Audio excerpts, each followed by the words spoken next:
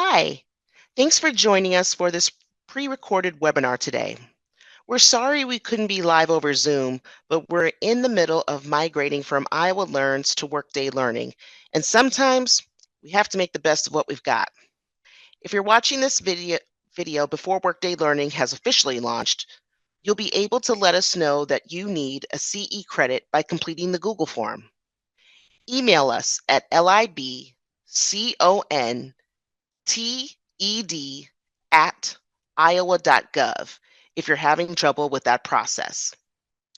If you're watching this down the road and Workday Learning is up and running, your evaluation should be available to you in the usual process.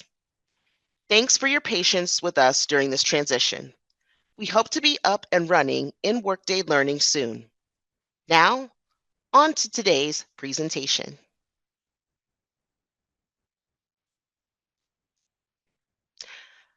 Good Good afternoon, wherever you are, friends.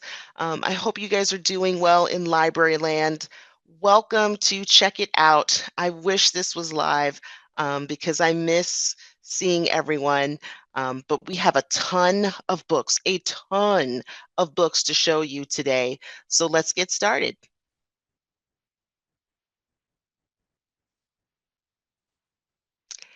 And for those of you that are joining, this is our table of contents. These are the things that we're going to be talking about today, excuse me. I will be sharing some story time standouts, not story time handouts, story time standouts. What does that mean? Story time standouts are the best books to use for story times. So I have a book that I will share with you today. We'll also share some second and third grade chapter book recommendations. We'll cover early readers, board books, and picture books and board book roundup, children and teen nonfiction books, middle grade fiction, graphic novels and manga, and teen fiction.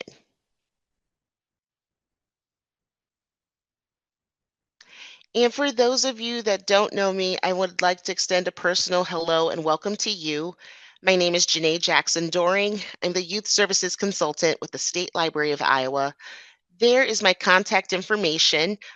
Please reach out if you have any youth-related questions or concerns, or if you just need help getting a program started for kids, or if you need me to look at your teen collection for weeding.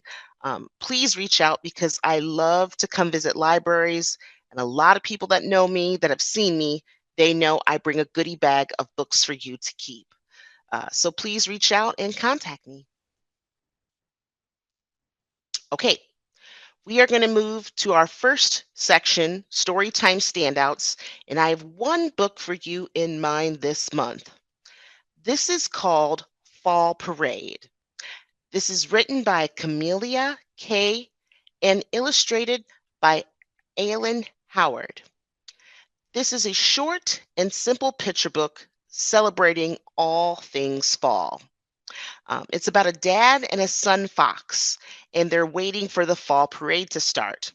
And they see so many elements of fall in their parade. This uses one sentence on each spread. So, for example, it says, "Here comes the first sunflower. Here comes the hedgehog." On the pages that I put on the screen there, it says, "Here comes the first golden leaf, dancing as it falls, and another and another. Yellow squash and plump orange pumpkins." Together, the animals see spiders, the foxes see badgers, they see barn owls, shiny red apples, purple corn growing in the field, pine cones, acorns tapping out a beat, as well as a harvest moon. The foxes also find a pile of leaves, and at the end, all of the animals jump in to celebrate fall. This is a rhyming picture book, and it is perfect for a toddler or a preschool story time. I appreciate the warm illustrations, especially the orange pumpkins in this picture, and I love the animals playing when they see the first leaves fall. This is a solid introduction to fall for kids. Okay, we're going to keep it moving, and we are going now to second and third grade chapter books. Here we go. The first book on my list is a series alert. We've got a couple series alerts. This is Detective Duck, The Case of the Missing Tadpole. This is book 2 in the Detective Duck series, and this is written by Henry Winkler and Lynn Oliver. It's illustrated by Dan Santat. This book will be released on October 15th of this year. And in this story, when Tad the tadpole goes missing, Detective Duck and her friends in the pond squad are on the case. The Detective Duck thinks that this is going to be a simple search and rescue mission, but this book gets a little bit more complicated because Detective Duck's friends find a pipe, and the pipe is leaking a strange brown liquid into the pond and a cluster of peculiar blue-green plants. The plants make it difficult for the pond creatures to breathe. These books are wonderful because it's environmental fiction, so it gets kids really interested in the environment. And I love Dan Santat. Dan Santat is a wonderful illustrator. This is a wonderful series for kids. So make sure you grab Detective Duck, The Case of the Missing Tadpole. We have another series alert on our hands. This is the story of Gumluck and the Dragon's Eggs. This is book 2 in the series, and this is written and illustrated by Adam Rex. This received a starred review in Kirkus, and I just love this series. I love the illustrations from Adam Rex. I love the first book, and this book is going to be fantastic. This book contains 3 precious eggs, 1 confused dragon, a very silly wizard named Gumluck, and a tiny ghost who haunts Gumluck's hair. And everyone knows that Gumluck is kind of a noodlehead. He's just a noodlehead wizard. And this tale is another funny tale of a mistaken identity. It's about Helvetica the Raven, and Helvetica has laid a clutch of eggs in an unoccupied dragon's nest. And so Gumluck, just being Gumluck, uh, he travels across the land in the second installment, and he provides more Noodlehead adventure and wisdom. So Helvetica is also the feathered narrator throughout the book, and they've come across the huge fire-breathing Viridian, which is a big dragon that lays claim to the trio of eggs in this treetop's nest. Um, Super fun, super engaging for kids. The illustrations are fun.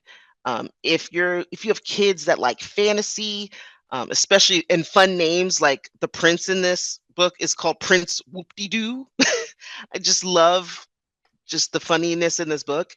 Um, but if you have kids that love fantasy and funny names and just silliness all around, you want to pick up the story of Gumluck and the Dragon's Eggs. All right, we are moving now to early readers. Now I have two from Dave Pilkey on my list today, and they're from the Big Dog and Little Dog series. Now some of you may say, okay, Big Dog and Little Dog, those were published a while back. Those are older titles. And yes, you're right. But HarperCollins has published Big Dog and Little Dog again as part of their My First Reader series. So these are brand new editions. The one to your left is called Big Dog and Little Dog. And Big Dog and Little Dog are adorable. They just love doing everything together. And in Big Dog and Little Dog going for a walk, young readers see Big Dog and Little Dog. They get into adventures. They play in the mud. They love to splash. They love to drink up puddles. And they get so dirty that when they walk home and take a bath and they splash the bath water on their owners. But you see the dog and the little dog going for a walk, having a good time, and Big Dog and Little Dog doing things together at home with their owner. Um, in the back of these books, Each book has simple literacy activities that caregivers can do with their kids. There's a matching opposites in a word list in an activity. There's also reading sentences and matching them to the correct pictures, that activity. And then there's a story sequencing activity where kids have to put together the scenes of the book in the correct order. Each book has simple vocabulary. It has repeated phrases that allow young readers to read words along with their caregivers and building that confidence. So please grab the Big Dog and Little Dog series. And we also have Curious George Scavenger Hunt. This is written by H.A. Ray, and this is part of the I Can Read Comics series. And I really appreciate this series for young readers who are learning comics because the front of the book will show kids how to read panels and how to read the speech bubbles. I really appreciated that. So kids will adore that, and parents will appreciate that too when teaching them how to read comic book inspired work. But in this story, Curious George has to go on a scavenger hunt. And Curious George is bored. He just wants to go have fun. And the man in the yellow hat has asked George to complete a scavenger hunt. And he gives him a piece of paper and he has to find four things. He has to find a yellow balloon, a blanket, a piece of chalk, and a soccer ball.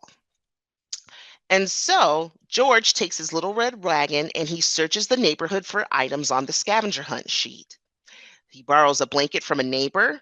He plays chalk with a little girl, um, and he also grabs the chalk from her. He borrows a soccer ball from a young boy, and he helps a friend get a balloon out of a tree.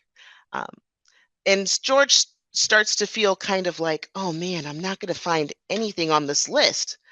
But with patience and perseverance, George is able to find the items and meet the yellow man in the hat at the park at the end of the scavenger hunt for a special surprise. This book is geared for children in grades kindergarten through second grade. Um, each spread has about 1 to 3 sentences on in speech bubbles on a spread with clear, simple sentences and clear text. The illustrations are engaging and fun, and they keep the interest of children.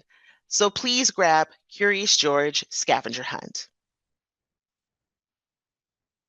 Okay, we are moving again, and we are going to switch gears and go to picture books and board book roundup. Here we go. My first picture book is called Noodles on a Bicycle. This is written by Kyo McClear and illustrated by Gracie Zhang. This received starred reviews in Book Page, Publishers Weekly, Kirkus, and Hornbook. And this is a wonderful historical picture book. It's a stunning picture book about the Janeé, or the cycling delivery men. From the 1930s to the 1970s, food delivery in Japan was delivered by delivery men on bicycles. They were often balancing trays of soba, steaming hot noodles on their shoulders while navigating city streets. And these pictures are just stunning. I don't know if you can see, but there's a picture of one of the delivery men, and you can see him holding the food on his shoulder, and as the kids are looking. Um, but the beginning opens with the picture of the delivery man from 1936, so kids can see that these delivery men actually did exist, and kids see the delivery men bob and weave through the busy streets delivering food to all walks of life. The prose in this book is strong and descriptive. I love the spread of the kids imitating the delivery men and trying to ride the bicycle. In that bottom picture, you can see how busy the streets are. At the end of the story, the man comes home to his family After delivering for hours and hours on end, he comes home, Jane eats noodles with them, puts the children to bed after taking a hot bath, and then after writing all day. Um, this is a wonderful addition to your picture book collection. It's very engaging and just a wonderful story. Pirate and Penguin, Too Few Crew. This is another winner from Mike Allegra, and this book is illustrated by Jen Harney. I love the Pirate and Penguin book series. The first book was so cute and wonderful, and this second book is a stunner. In this installment, our goofy pirate and his penguin companion, who he thinks is a parrot, is looking to recruit more help on his pirate ship. The pirate and penguin clean up the ship and add a giant blue water slide. They add balloons and pink bubbles to the mix to make sure that they can recruit um, more pirates to their ship. But once these other pirates see the ship and all the balloons and all the water slides, they laugh at it. They call it goofy, and they tell him that they don't want to join his ship. And the pirate and penguin are devastated. They are devastated that no one wants to join their ship until they see an orange octopus come to the ship and want to join. This is super cute, super engaging pirate story. This would be a fun addition to a pirate story time. So if you love pirate books, if you have kids that love pirates, grab Pirate and Penguin Too Few Crew. Our next book in the series, oops, sorry, I had a little bit of a technical difficulty. Sorry about that. Our next book in the series is, or excuse me, our next book on our list is called Miss Rachel and the Special Surprise, Encouraging Speech and Learning Through Play and Music. This is written by Ms. Rachel and illustrated by Monique Dong. Now, for those of you who don't know Miss Rachel, you might want to take note. Miss Rachel is big. She has a huge following on with her educational videos on YouTube, and they're geared towards young children, preschool age. This is her debut picture book, and in this book, Miss Rachel is looking for a special box, and she asks young readers to help her find a very special surprise that is in the box. With each box that she opens, she has a song. So the first box she has kids open, it's a bus. And so the kids are singing Wheels on the Bus. In this box, this picture that I'm showing you, the box has a pretend piece of bubble gum. And so the kids are encouraged on the next page to sing icky, sticky, sticky, bubble gum, bubble gum, bubble gum. If you know that song from preschool story time, you know icky, sticky, bubble gum. Um, but this book is filled with story time song staples, such as, like I said, icky, sticky, bubble gum, Wheels on the Bus, and so much more. Miss Rachel has 2 master's degrees in early childhood and music education. In the back of the book, it has helpful tips to assist with brain and language development for children. Um, this book, personally, I thought this was a winner. It promotes the 5 early literacy skills, it promotes play and music, and it builds on a child's language and development. And the tips in the back of the book are outstanding. Please grab this for your collection because this would be a wonderful book to engage parents in the 5 early literacy skills. Our next book is called It Bears Repeating. This is written by Tanya Tagak and illustrated by C. Putuguk.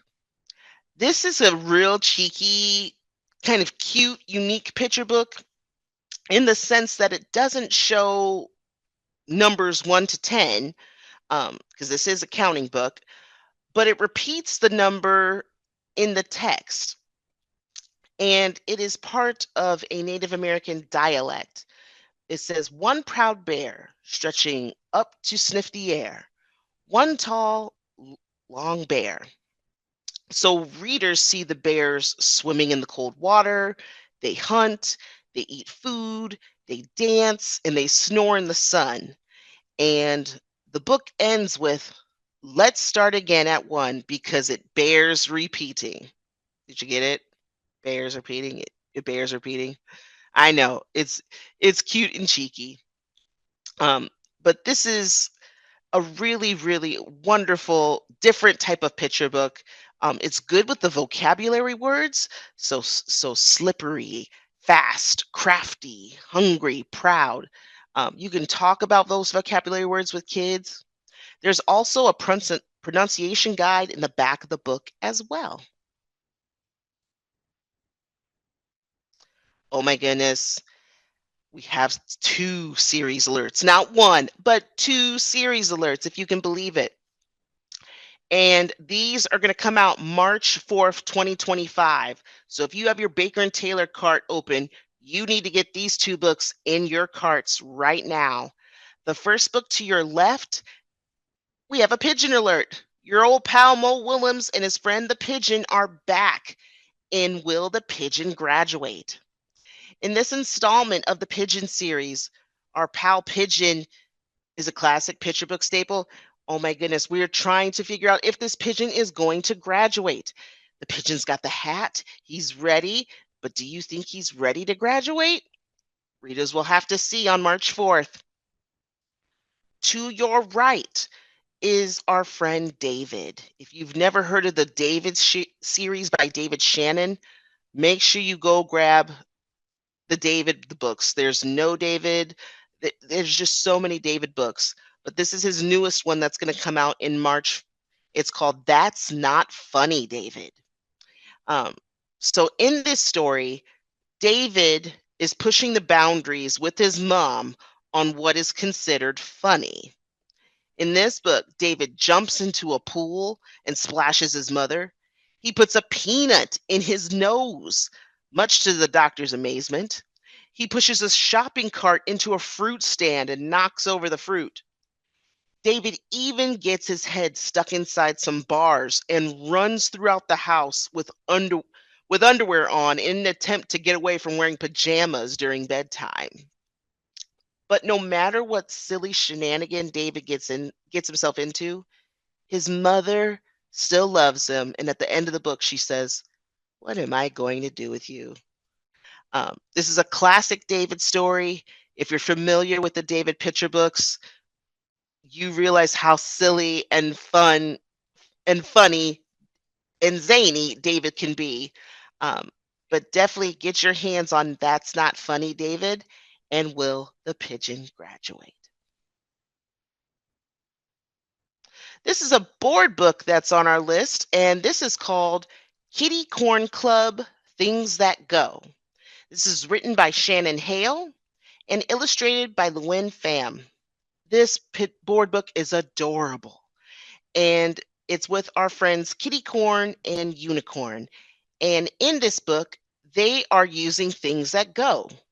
On each spread, there are three items that go and one that doesn't go. So on this example spread, it says sailboat, pirate boat, rowboat, billy goat. And you see the little kitty corn is riding the billy goat. Um, I'm in love with the illustrations. They're just so bright, colorful, they're filled with personality, and it's really eye-catching and engaging. If you have fans of of the Kitty Corn books at your library, you want to grab Kitty Corn Club Things That Go. I did put a couple of holiday books on this list. So this is just one Christmas book that's on the list. This is called A City Full of Santas. This is written by Joanna Ho and illustrated by Tai Wei Fong. This is a warm and fun Christmas story about a young 5-year-old girl whose goal is just to see Santa. This little girl has always hoped to stay awake long enough to meet Santa, and she knows this is her year to meet Santa. She knows what Santa smells like. She thinks he smells like peppermint and laughs like the sun is clapping its hands. And her mama decides to take her on a special journey to the city. But when they go to the city, the little girl realizes there's Santas everywhere. So it's hard for her to find who the real Santa is. Um, so this is an engaging picture book. It's fun. It's lovely. I love how she describes Santa smelling like peppermint. I thought that was adorable. Um, very engaging pictures. If you like warm, sweet Christmas stories, you want to grab a city full of Santas. If you have Kwanzaa books at your library, please consider purchasing Celebrate the World Kwanzaa. This is a colorful board book written by Hannah Elliott and illustrated by Andrea Pippins. But this is a wonderful informational board book about Kwanzaa, and it shares what each day means in the 7-day holiday and the symbols of the Kwanzaa season. That's spread down below to your bottom right. It shows the different symbols that are used during Kwanzaa. I thought this was a wonderful board book because it talks about the culture, the history, the families, the values, and what Kwanzaa means. And they put it in a very simple format for kids to understand. Um, so if you are looking for more Kwanzaa books for your library, or if you're looking to start building a Kwanzaa section for your holiday part of your library, consider this board book. Okay, we are going to move on and head to children and teen nonfiction. Here we go. Our first book is called Gifts from the Garbage Truck, a true story about the things we don't throw away. This is written by Andrew Larson and illustrated by Oriol Vidal. This received starred reviews in Booklist, School Library Journal, and Publishers Weekly. This is about Nelson Molina. Nelson Molina grew up in East Harlem, New York, in the barrio, El Barrio. Growing up, his mother taught him not to waste anything, especially anything they could reuse again or and repair what could be saved, and to look for the value in everything. As a kid, he collected stamps from his father's letters because his father was in the Marines, and his mother was an expert in reusing and recycling. So Nelson would fix broken toys and give them to his family, and he grew up to be a sanitation worker. And that love of finding objects and fixing them led him to start collecting items and putting them on display at work. He collected everything from guitars to teapots. His collection grew so much that Nelson created Treasures in the Trash. It's a museum with 45,000 items that Nelson found in the trash in the garbage of his neighborhood. This would be an awesome book for an Earth Day story time for second grade through fourth grades. The back of the book features information about upcycling, and they also include the 4 R's: reduce, reuse, recycle, and rethink. It also has tips on how to reuse certain items, and it has actual photos of the museum and its treasures. Now, a few months ago on Library Talk, there were a plethora of requests for a children's biography on Caitlin Clark. Well, Gareth Stevens Publishing, which focuses on publishing for children, has created a series called GOAT, Women in Sports, and they have a biography on Caitlin Clark. And uh, this is also a wonderful addition for your collection. This is for grades 4th through 6th grades and geared for ages 8 to 11. This book introduces readers to Caitlin Clark, the phenomenal basketball star. It highlights her life, her challenges on and off the court, and how she worked to get to where she is today. This book is 32 pages long. So again, it's tailored for that 4th through 6th grade crowd or ages 8 to 11. Um, so please go ahead and pick up Goat Women in Sports. Learn about fall leaves. If you're looking for new fall nonfiction books, definitely grab the Learn About series from Scholastic. I was able to get a copy of this book. This has a 2025 copyright. It's called Learn About Fall Leaves, and this is written by Brenna Maloney. And this book shares how leaves change colors, it shares the parts of a leaf, and how animals use the leaves in nature during the fall.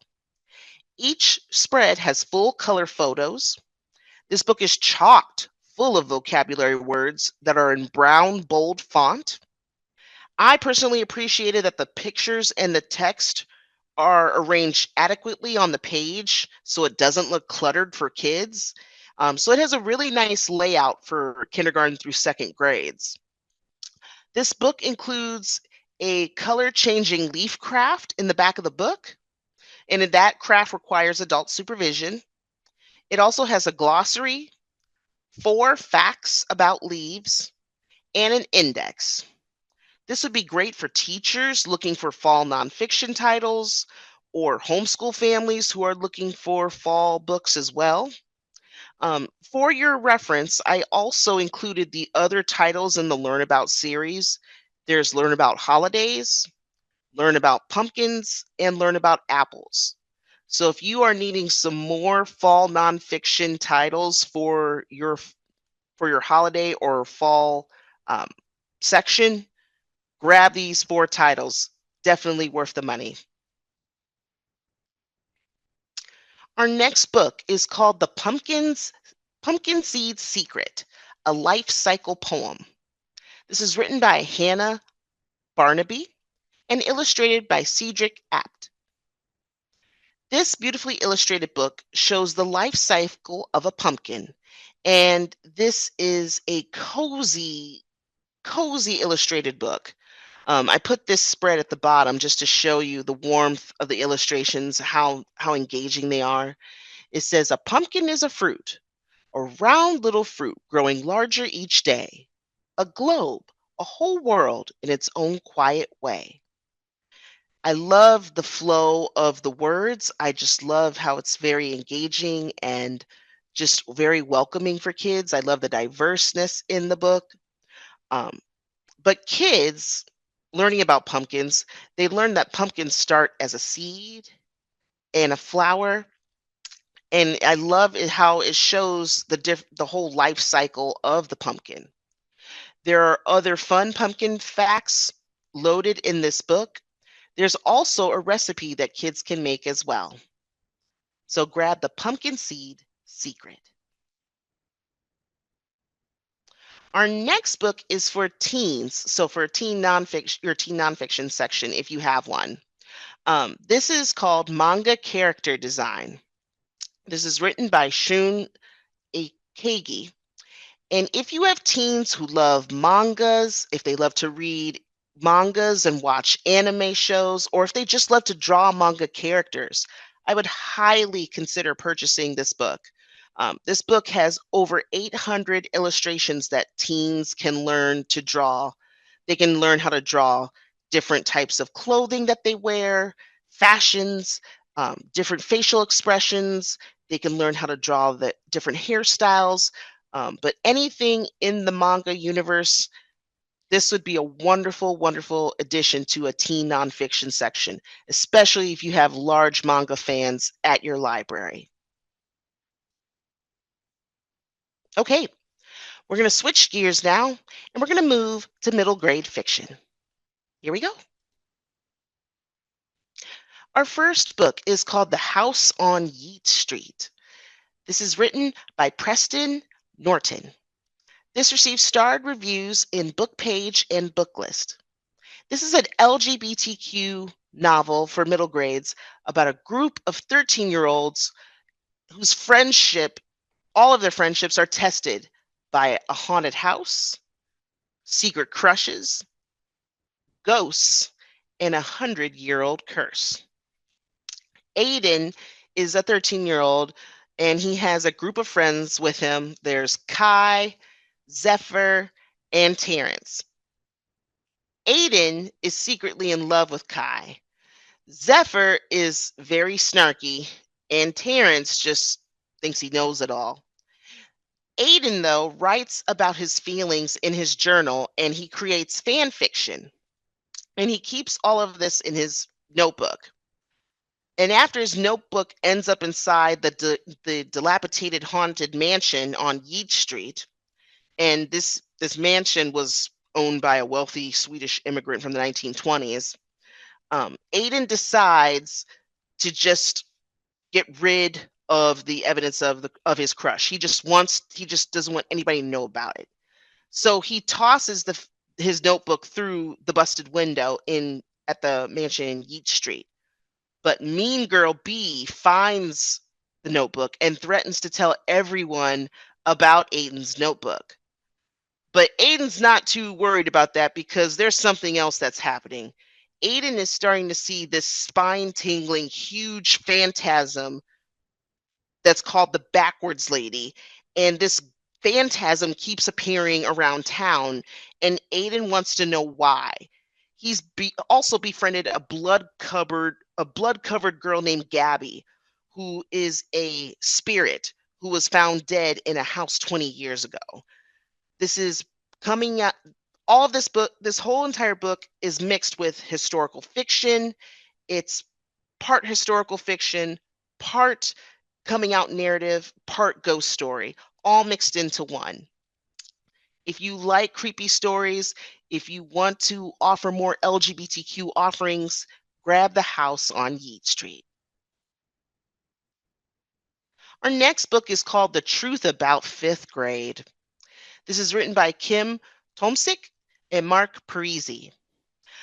This would be a wonderful addition, especially if you have fans of the Diary of a Wimpy Kid series, and if you need a read-alike similar to that series, this would be a good recommendation.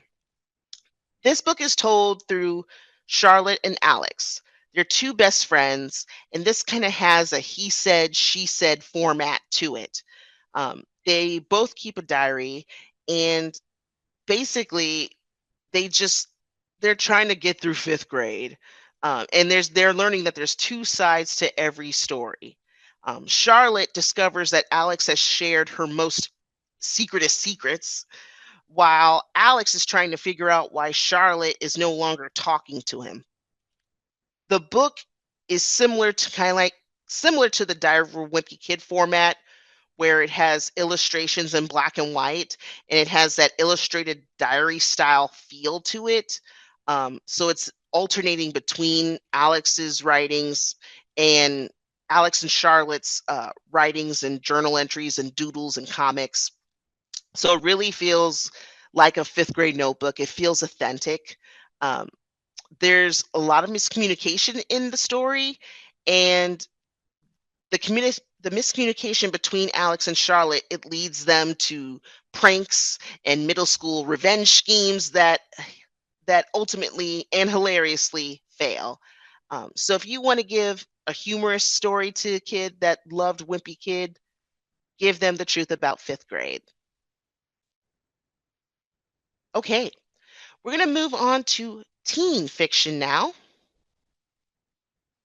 And I wanted to make sure you got these two fall teen titles to check out. These are upcoming releases that have just been announced, and I wanted to make sure you got these on your radar. The book to your left is called Darkly, and that is written by Marisha Pessel. This is going to be released November 26th of this year. And I really like Marisha Pessel. Her book, oh my gosh, Night Film for Adults was fantastic. her writing is so engaging and so creepy. I was really surprised that she made the announcement to write this novel for young adults. So I'm really excited to see what if the reaction to this. But Darkly is about Dia Gannon. She has been obsessed with Louisiana Veda. Louisiana Veda is a game designer whose obsessive creations and her company Darkly, it's gained such a cult-like following. And Dia is shocked when she's been chosen for a highly coveted internship along with six other teenagers from around the world.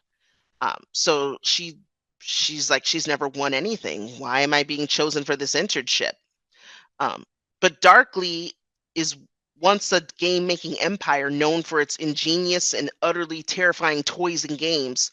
It's now dormant after Veda mysteriously dies. The remaining games are priced like rare works of art, and some fetch millions of dollars. So Dia and her fellow interns are delving into the heart of Darkly, and they discover hidden symbols, buried clues, and there's all this intrigue around Darkly. But Dia's also wondering about the five other teens. Who are they? And what secrets are they keeping? This has mysterious thriller written all over it. I can't wait to get my hands on this book, and I hope you do too. The book to your right, our next book, is called The Party, and this is written by Natasha Preston. This is going to be released December 3rd of this year. And Natasha Preston is a teen mystery writer. If you have not heard Natasha Preston, look her up on Google. She has written so many teen mystery and thrillers. I mean, there's just so many from her. So please take a peek. But this book, The Party, is about Bessie. Bessie and her closest friends are going to gather at a remote castle for a secret party. And it's during spring break. So Bessie is determined to make this the best spring break and the best spring break party ever. But, like at all parties, when the first of her friends dies, the party takes a lethal turn. And throughout the course of events, the body count continues to rise. It's continuing to rise. And Bessie and her friends have to contend with a deadly storm and a growing internal suspicion, all while trapped inside with the killer. And I forgot to mention, this remote castle is in the English countryside. Um, so this is another mystery thriller from Natasha Preston. If you have teen thrillers and mysteries that check out like crazy at your library, make sure you pick these up. Okay, we're going to move now and switch gears to graphic novels and manga. Here we go. We have another series alert. Man, I had a lot of series alert these times around. This is called Lunch Buddies, Stunt Sandwich Superstar. This is book 2, and this is for kids. This is written and illustrated by Daniel Wiseman. And our friend here, Marco, in the first book, I Adored, he befriends a sandwich. In the second book, Marco is inside the house with his sister Julia and the sandwich. It's raining, he's bored, there's nothing to do. But once the rain stops, Marco decides to grab the sandwich and have him complete some stunts.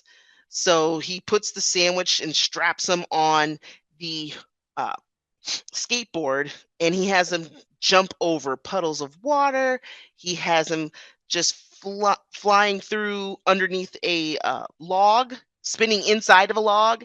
But there's such funny stunts inside the book, all to the dismay of Julia, who's trying to sit outside after it rains and reads. All she wants to do is read, and she keeps getting distracted by Marco and his lunch buddy stunts.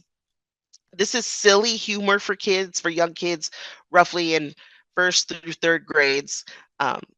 It's very colorful, very eye-catching. If you like if you like kids doing zany things, zany stunts, this would be good for boys. Definitely give them lunch buddies. We also have a series alert from Pizza and Taco. This is called Pizza and Taco Best Christmas Ever. This is written and illustrated by Steven Shaskin. This is a holiday installment of Pizza and Taco.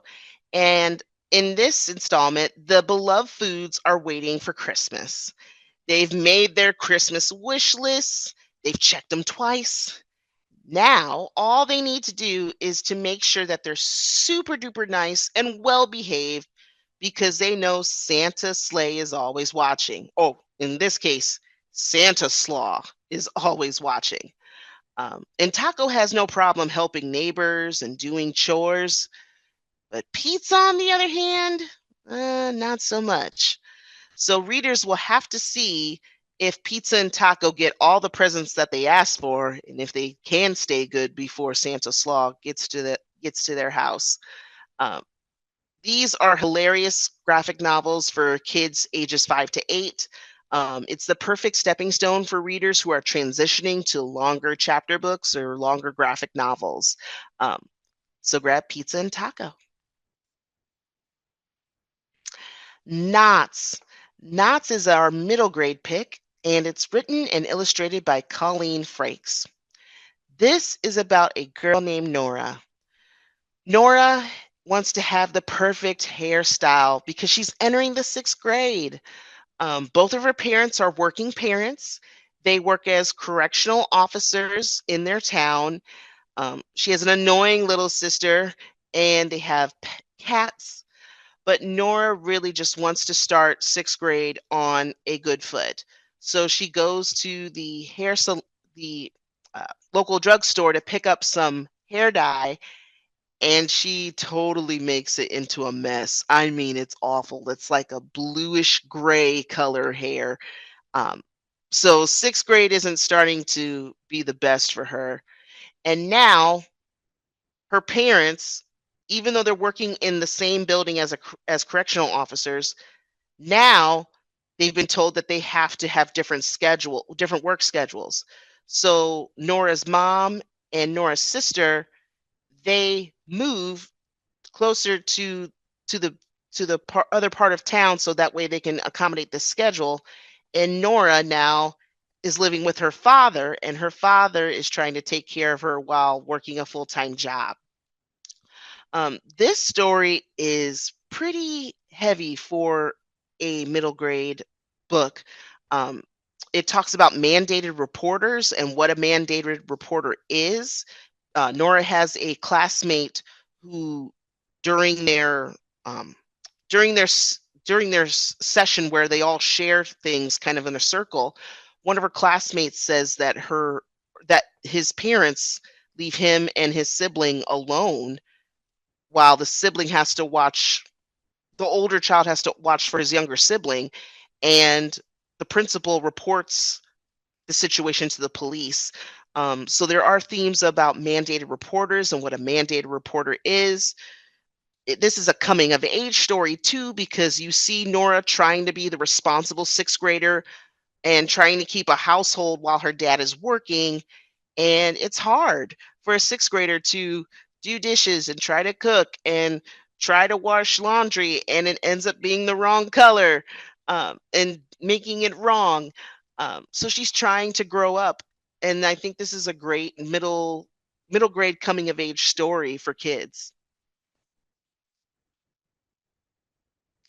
Our final book is Ash's Cabin. This is written and illustrated by Janeé, and this is for teens. This received starred reviews in Bookpage, Publishers Weekly, Kirkus, Booklist, School Library Journal, and the Bulletin for the Center for Children's Books. This is about Ash. Ash is a teenager, but Ash feels like they don't belong. Um, I'm going to use they, them pronouns because they changed their name to Ash. And even though Ash has told their parents that my name is Ash, they're having a hard time with the change. They're having a hard time using the name Ash instead of their birth name. And Ash just wants to go to the cabin that her grandpa had. Ash just feels like they belong there. They can get away from life. Um, her, or excuse me, Ash's family has planned a trip. They have planned for Ash and Ash's siblings to go with them to Disney. And Ash doesn't really want to go. Ash is like, this is not for me. I want to be out in the mountains. I want to be shooting my bow and arrow. I want to be with our dog. I just want time to myself. And Ash is making a plan. And her parent and Ash's parents, excuse me, Ash's parents don't know this, but Ash is making a plan. Ash is making a plan to go to the mountains by themselves and stay there permanently. And the parents just think, oh, okay, Ash just wants to go to the mountains just to get away from everything. Fine, we'll let them do it as long as you're under the supervision of someone else. So they agreed to this, not knowing Ash's full plans. And so Ash goes to the mountains under the supervision of um, an older sibling. And so Ash takes all of their stuff, leaves the older sibling or older relative, and then takes off for grandpa's cabin. And they've planned a lot of things. They learn how to make a fire, they learn how to put up a tent, they learn how to fend for themselves. Um, this is another coming of age story. You see Ash's progression from being this kind of timid teen to someone that's very independent, but realizes, wow, I don't know if I can do this. I don't know if I can be in the mountains in this cabin by myself. How long can I survive?